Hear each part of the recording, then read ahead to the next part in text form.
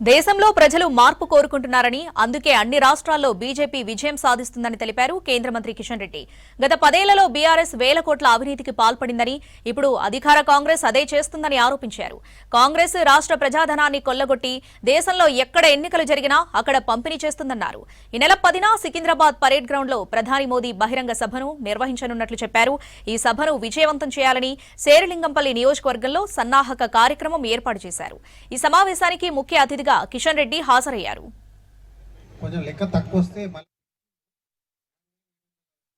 భారత ప్రధానమంత్రి నరేంద్ర మోడీ గారు చాలా రోజుల తర్వాత తెలంగాణ గడ్డ మీద వస్తా ఉన్నారు.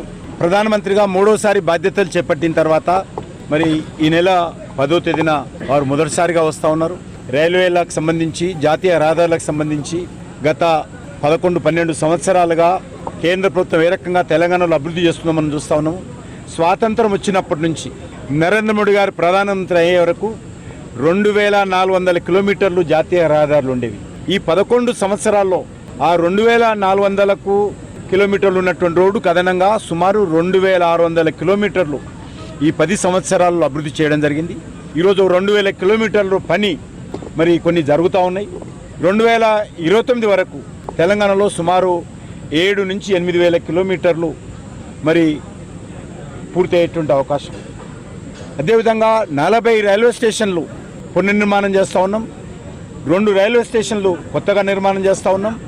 అందులో ఇప్పటికే మన హైటెక్ సిటీ కానీ, సికింద్రాబాద్ కానీ, నాంపల్లి కానీ ఇవన్నీ కూడా పునర్నిర్మాణం జరుగుతూ ఉన్నాయి.